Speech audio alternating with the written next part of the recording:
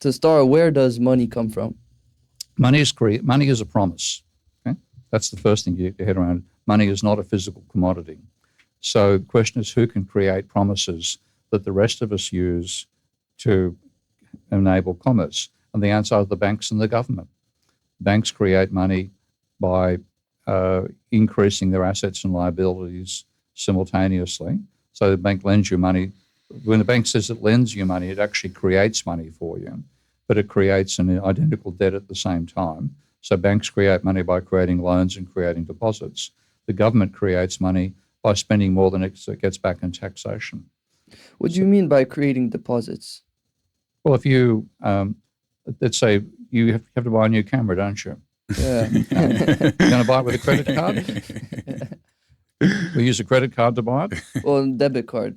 A debit card. Yeah. Well, that's a transfer between your account and somebody else's account.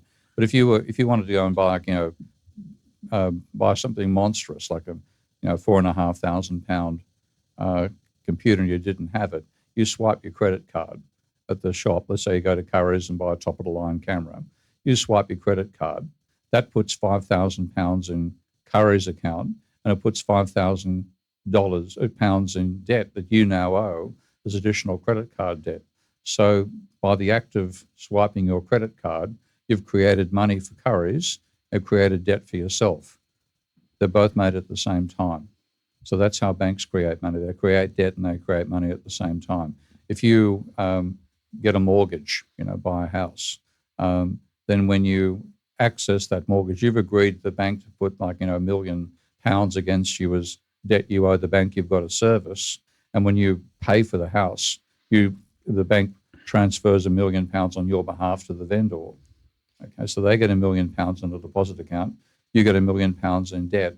Creation of debt and creation of money go hand in hand. So in that camera example, is £5,000 created or is £10,000 created? No, £5,000 of money Yeah. and £5,000 of debt. That, It's identical.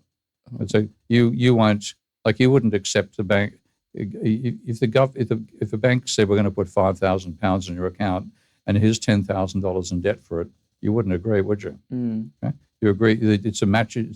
It's an identical thing. The debt goes up and the money goes up. And what do you think, before we had money that was based on a gold standard and now it went away, became fiat currency. What do you think about that change? It's always been fiat currency. Again, this is one other book you should read, David Graeber's Debt the First 5,000 Years. Have a read of that. The only time we actually used physical gold as money was when there was a political breakdown in society. So you had the 30 Years' War and the 100 Years' War in Europe, where battles going on all the time between different principalities and kingdoms. And you wouldn't, as a mercenary, you wouldn't fight for the king unless you were paid in gold, because if the king died, his coin was worthless. Okay? So at those periods we used gold actually as money. But most of the time it's actual, if the government, the king says this coin is worth £1, okay, often the gold that went into it could be mined for £0.5. Okay? You had to put a larger value on the coin, otherwise the coin would get melted down, okay, for its own content. So normally the face value of a coin was greater than the metal content of it.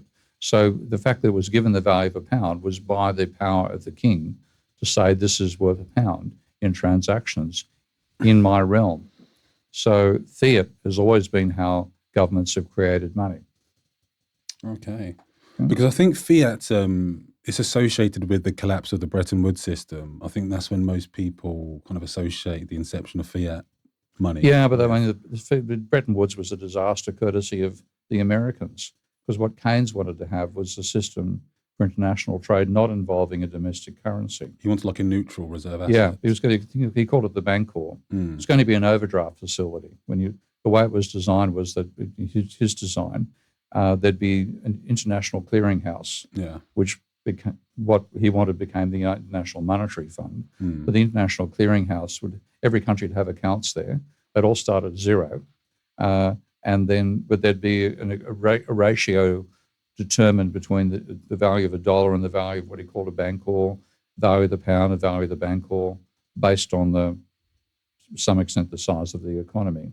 And when you bought something, when your country, say England bought something off the United States, the Bancor equivalent account of the UK would go down, and the Bancor equivalent account of the American would go up. Okay?